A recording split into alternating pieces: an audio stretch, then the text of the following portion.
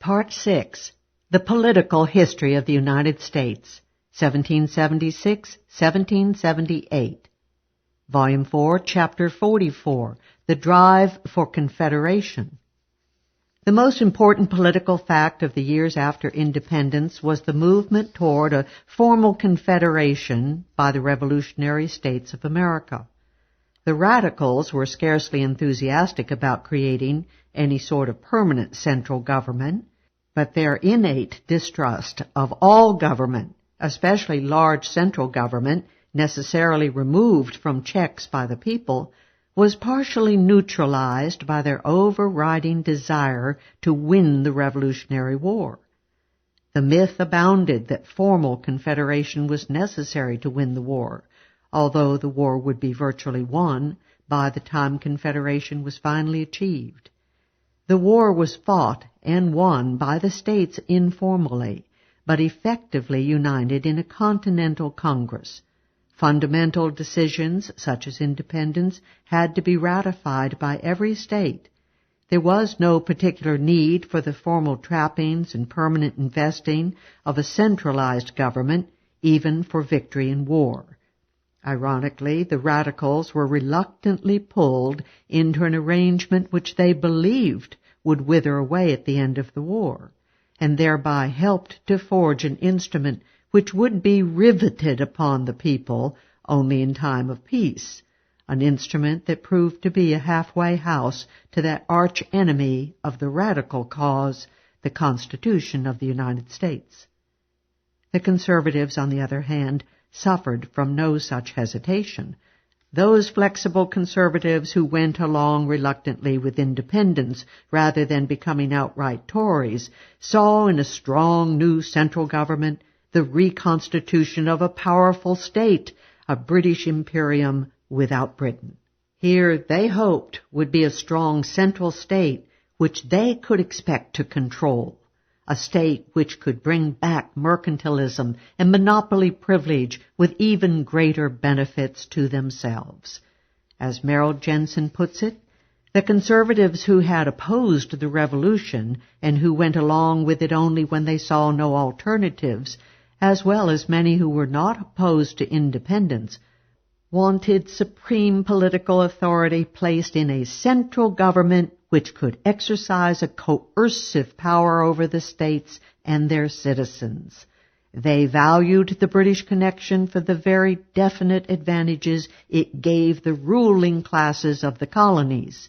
When faced with the fact of independence, they demanded the creation of a government which would in some way function as a bulwark of conservative interest. In other words, as a substitute for the British government.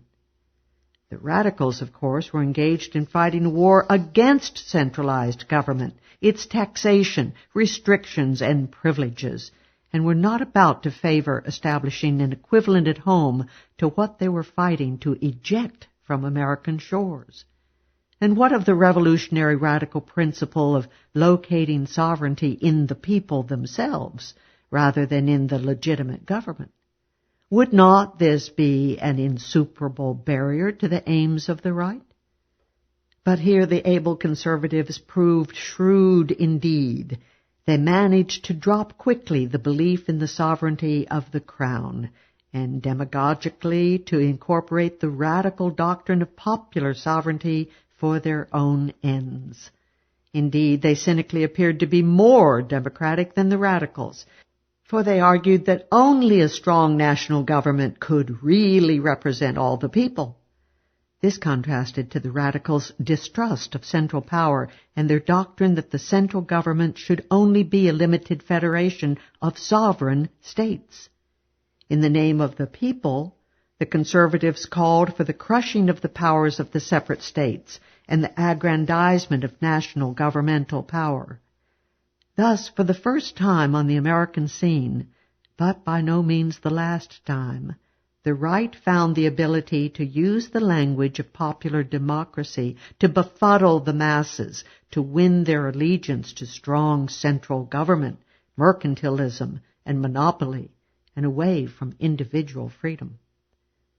The drive for a national state came primarily from the financial oligarchs of the Middle States, and especially from Robert Morris and his Pennsylvania satellites and the allied oligarchs of New York.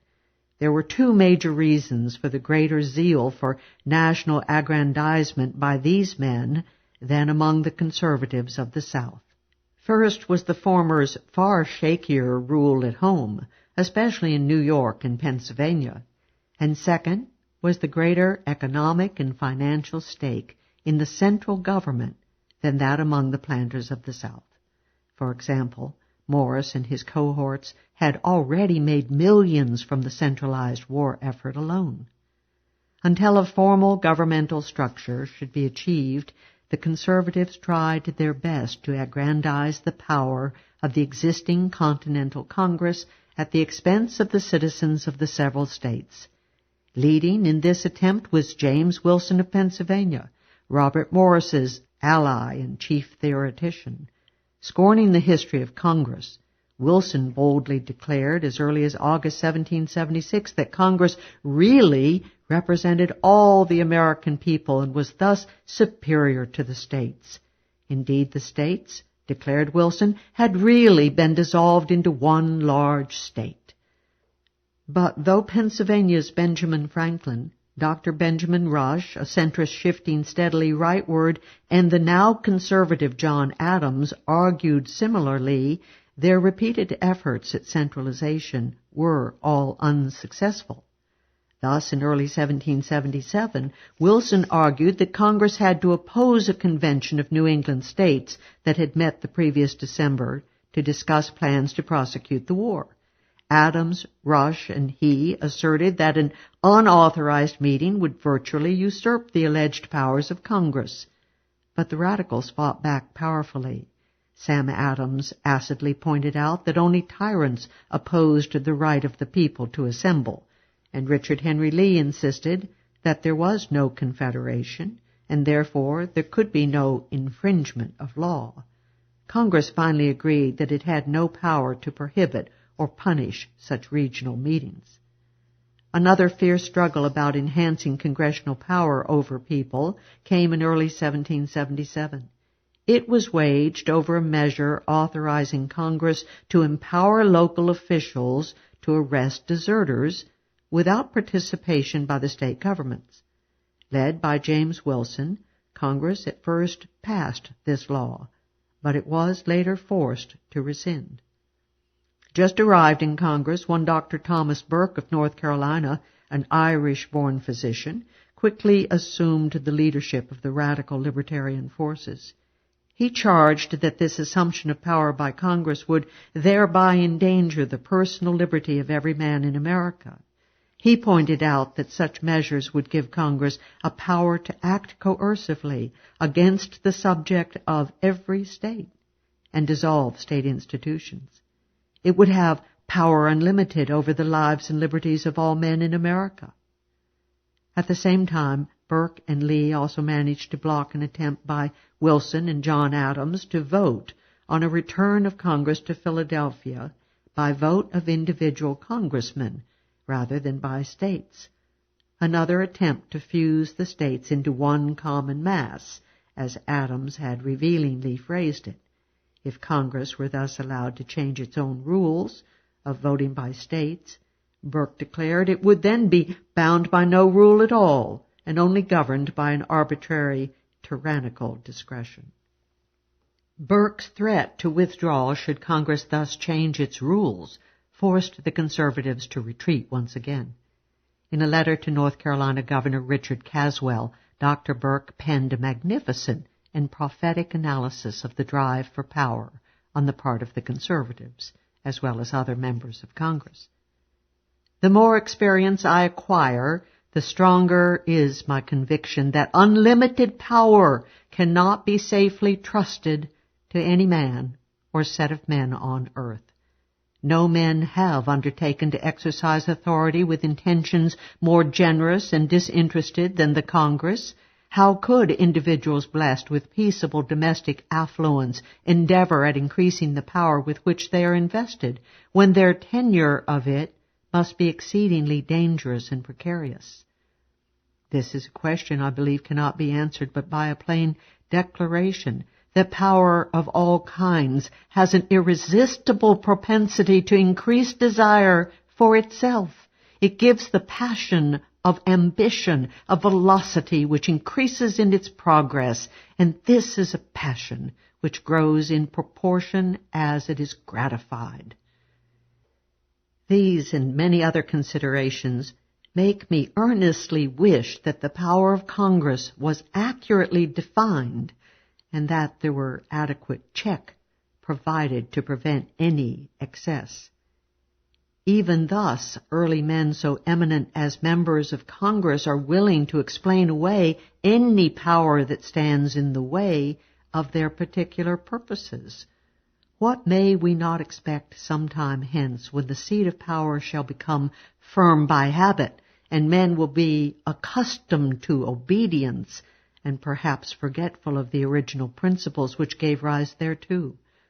I believe, sir, the root of the evil is deep in human nature. Its growth may be kept down, but it cannot be entirely extirpated. Power will, sometime or other, be abused unless men are well watched and checked by something they cannot remove when they please. The main thrust of the conservatives for greater power was not to be through the existing Congress, but through the formal creation of a far stronger one. In a kind of two-pronged attack, efforts were made in this regard at the same time as the push was on to centralize power in Congress. Thus, when Richard Henry Lee in June 1776 introduced a resolution for Confederation as a corollary to his resolve for independence, the conservatives were able to obtain overwhelming superiority in the Congressional Committee of 13 to draw up a plan for Confederation. Chairman of the committee was the arch-conservative John Dickinson, who submitted a draft of Articles of Confederation and Perpetual Union on July 12. Dickinson's draft was heavily influenced by a plan of Confederation that Franklin had prematurely circulated in the previous year. A veteran pioneer of the idea of a strong central government over the American colonies, Franklin now outlined a similar plan with the British Imperium left out. The crucial consideration was the locating of sovereign power in the National Congress. Delegates would vote individually and be chosen by population, and Congress would have unchecked power over war, peace, and foreign affairs, and would seize control over the untapped and promising lands west of the Appalachians. Moreover, Congress would have all law-making powers necessary to the general welfare, and that indefinable phrase gave carte blanche to legislative whim. Franklin provided for a permanent executive council chosen by Congress, but its powers were not to be violable by that body. Only one vitally important power essential to sovereignty was omitted, the taxing power, against which, after all, the Americans were in direct revolt. During 1775, the colonies had not yet been ready for independence or for federation, but now Dickinson drew heavily on Franklin's draft for federation. Dickinson, too, provided for the national sovereignty in Congress, its powers to be sweeping, and for a permanent executive council. But his draft was a bit less permissive than Franklin's. He set forth specifically the powers that could be wielded by Congress, not leaving them limitless. He also provided that each state, as in the existing Congress, have one vote, thus granting an important concession to the states. Furthermore, whereas Franklin would have had all matters decided by simple majority vote, Dickinson conceded that certain fundamental issues, including war, coinage, and apportionment of revenue, would require the vote of 9 states. Although a concession to radicalism, it was still a far cry from the unanimity that had been needed for independence. The powers left to the states in the Dickinson Draft were negligible. treaties specifically overrode state tariffs, and the Articles of Confederation overrode state internal police power. Furthermore, the draft strongly implied that all powers but the overridable internal police power were granted to Congress rather than to the states. Congress would also have the power to settle disputes between states. The one vital restriction remaining upon congressional power was that it would not be allowed to levy taxes. These would be levied by the states, and the revenues supplied by them to Congress. 3 specific clauses of the Dickinson Draft proved to be the focal points of raging controversy within the Congress.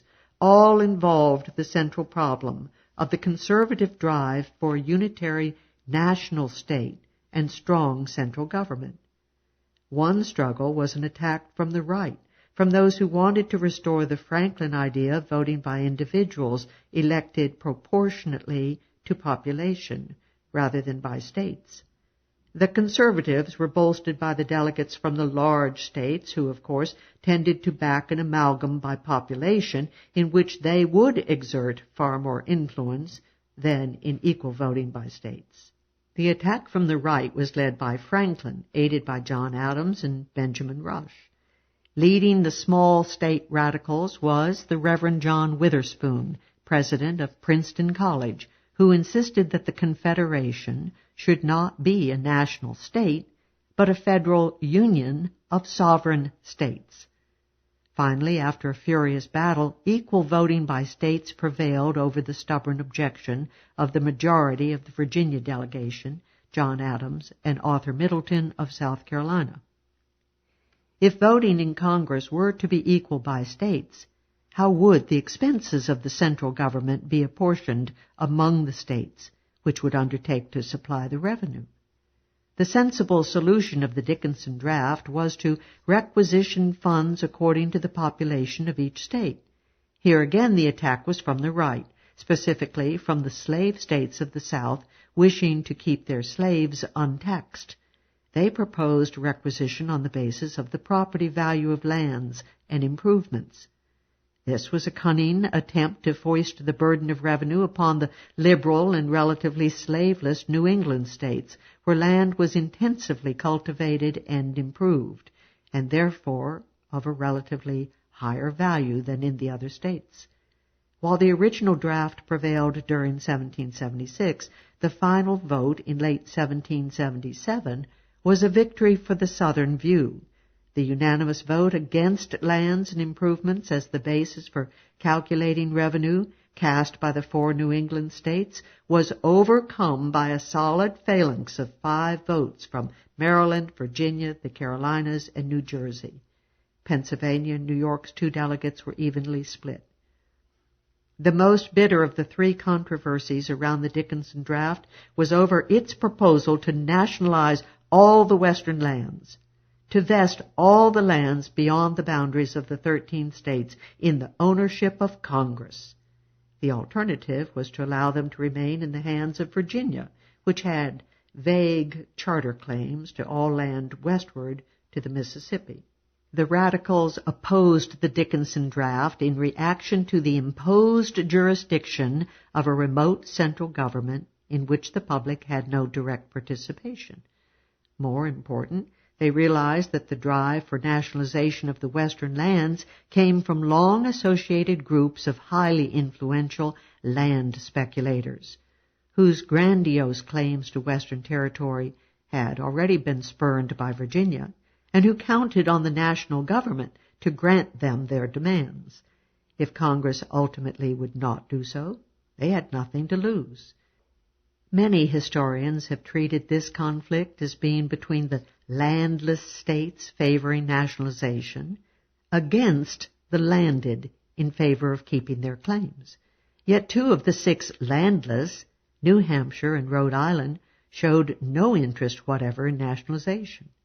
It was from Maryland, Pennsylvania, Delaware, and New Jersey, home of the key groups of speculators in Western land, from which all the pressure came. Before the Revolution, the land speculators had looked to the British government to establish their monopolistic claims. Now they turned equally naturally to the Continental Congress. It is not at all coincidental that John Dickinson hailed from Pennsylvania, that Franklin, whose plan had envisioned congressional control of the western lands, was both a Pennsylvanian and a land speculator, and that the chief defenders of the land nationalization clause in Congress were Samuel Chase of Maryland, a member of the Illinois Wabash Company of Western land speculators, and James Wilson of Philadelphia, the president of the same company. The speculators were driven to the Dickinson Draft by Virginia's actions during late June 1776. The Virginia Convention had formally asserted her jurisdiction to all her grandiose charter claims to Western land. It had condemned all unauthorized purchases of land from the Indians, and finally, upon petition of the settlers, it guaranteed to the actual settlers the right to preemption of their land. This resolution of May 14 was the first legislation in American history to assert the rights of the settler.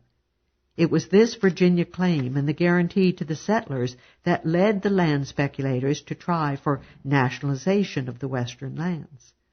The Dickinson Draft, completed less than a month after Virginia's action, granted to the land speculators more or less all of their goals of nationalization. Congress was given the sole power to decide state boundaries and to purchase lands beyond these boundaries from the Indians, thus implying the existence of American lands outside the bounds of any state. It was also specifically given sole and exclusive power to limit the bounds of state claims to western lands. The Virginians reacted to the Dickinson Draft with understandable bitterness. After all, one of the grievances against Great Britain had been its meddling and authority over the western lands. Richard Henry Lee and Thomas Jefferson led the attack, while Samuel Chase and Thomas Johnson of Maryland and James Wilson led the nationalizers. Wilson even tried to specify and strengthen the congressional powers over the lands, but each of the proposals was roundly defeated. Finally, by October 1777, the landed states had triumphed. Lee successfully moved to insert in the Articles a clause to the effect that no state shall be deprived of territory for the benefit of the United States. For his part, Thomas Jefferson was quite clear that his resistance to land nationalization was founded not on the territorial claims of Virginia, but on his deep-seated belief in justice to the settlers. As his biographer puts it, in his, Jefferson's, mind, this was not primarily a question of rivalry between one state and another. His major concern was not for the land, but for the people who settled on it, and at this time he believed that the interest of the pioneers could be better safeguarded by states than by Congress, which seemed more susceptible to the pressure of speculative land companies. He was deeply sympathetic with squatters, but had little patience with absentee groups who came seeking special favors. What he most relied on for protection of individuals was local self-government, favoring the early development of it in Virginia's outlying lands, but until he could be reassured about the attitudes of Congress toward the small landholders, he preferred to depend on the states to protect them. Leading the drive for land nationalization were three large and international companies of land speculators. The Indiana Company, which claimed an enormous tract south of the Ohio, virtually consisting of what is now West Virginia, and the Illinois and Wabash Companies, claiming a still vaster region, including much of present-day Indiana and Illinois. All these enormous tracts were in Virginia-claimed territory.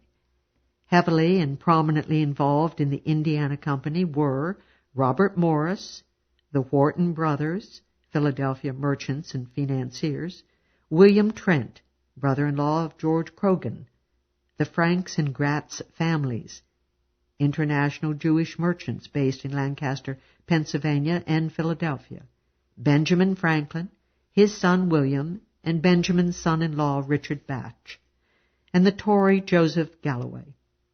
Arch-conservative and nationalist James Wilson was in the pay of the Indiana Company, and Thomas Wharton was selected by the speculators to distribute shares of their stock in bribes to members of Congress.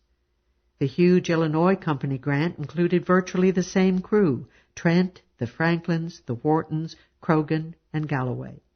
Patrick Henry, who later broke angrily with the land speculators, was at the time either in the pay of the Illinois Company or direct participant in it, and accordingly favored the nationalization plan.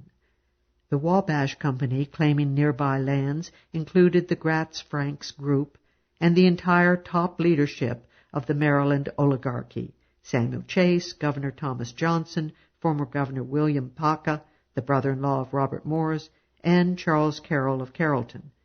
No wonder that Maryland fought fiercely for nationalizing the western lands.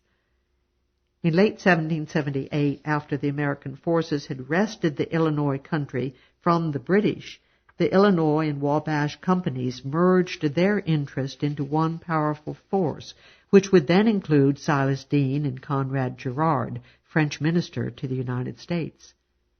At about the same time, 1774-76, Virginia won a successful three-cornered conflict of its own with settlers and with speculative land companies.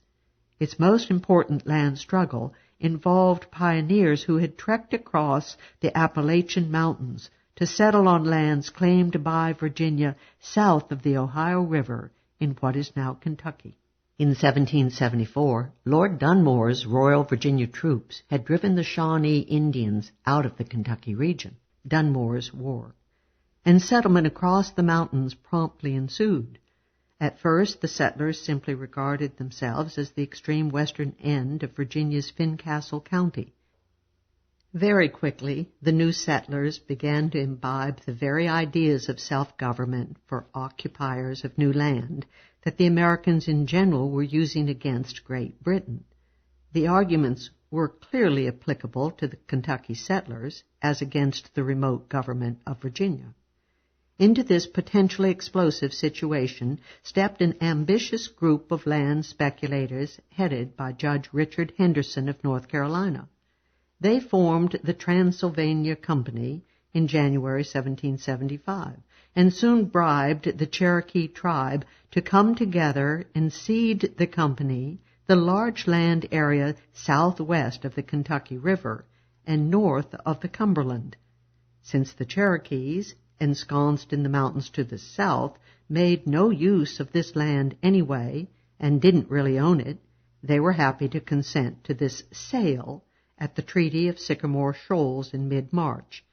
To head company operations in the Kentucky lands, Henderson hired the celebrated frontiersman Daniel Boone, who hacked a trail, the Wilderness Road, westward across the Cumberland Gap in the mountains. In the next step of his ambitious scheme, Henderson persuaded the fewer than 200 settlers in Kentucky to send 18 delegates to a convention at Boonesboro on the Kentucky River at the end of May 1775. Demagogically playing on ideas of independence and self-government, he eloquently proclaimed that all power is originally in the people, and the delegates unanimously decided to establish Transylvania as an independent colony, free of all Eastern ties. The convention established new courts, militia, and scales of punishment for the new Transylvania, and established freedom of religion. Congress was petitioned to recognize the new region as a separate colony. But Transylvania was not destined to remain an idle for very long. Henderson quickly began to use its newfound independence to mulct the settlers unmercifully. He raised the price of land he charged to settlers and imposed quit rents as stiff as those charged in Virginia. The unfortunate settlers soon came to regard Henderson's Transylvania scheme as a far worse threat than Virginia. Actually, the Kentucky settlers would have preferred to be independent and truly free of both Transylvania and Virginia. But for remote settlers facing an Indian threat, this was not a very realistic hope. Led by the citizens of Harrodsburg, the settlers turned to the idea of reincorporation into Virginia. In a convention held at Harrisburg on June 6, 1776, the delegates selected the young frontiersman George Rogers Clark and a young attorney, John Gabriel Jones, to be their delegates to apply for representation in the Virginia Assembly as a new western county. Their trip to the Virginia governmental seat at Williamsburg was a truly heroic one, for they ran into the newly erupted Cherokee War. In early July 1776, the pro-war wing of the Cherokees, led by the fiery young chief Dragging Canoe, erupted to attack frontier settlements from southern Virginia to northern Georgia. Their timing was remarkably bad, for the Tory risings in the South, as well as the British attack upon Charleston, had already been defeated, and the militia of 4 southern states, especially of the Carolinas, were able to devote full attention to the Cherokees. Spurred on by handsome government payments for every Indian scalp, they had brutally and systematically burned and devastated every inch of Cherokee cultivated land and property by August. Had the Cherokees waited another year to coordinate with Iroquois attacks or to unite with other Indians, their war might have been far more successful. As it was, Dragging Canoe's militant policy proved to be merely adventurous. In addition, his braves did not always bother to make a distinction between Tory and Whig settlers, and only succeeded in deeply alienating many Southern Tories from the British cause with which the Cherokees were allied. Finally reaching Williamsburg after their travail, Clark and Jones presented their case to the Virginia Assembly in early October. There they argued against Henderson, who was aided by those apathetic to the West Country and by Fincastle County, which stood to lose its claim to jurisdiction over Kentucky. But Kentucky was backed by Governor Patrick Henry, George Mason, and Thomas Jefferson, who was always an eloquent friend of the settler. Finally, on December 7, 1776, Virginia voted to grant Kentucky admission as its westernmost county. The Henderson land clique had been totally foiled.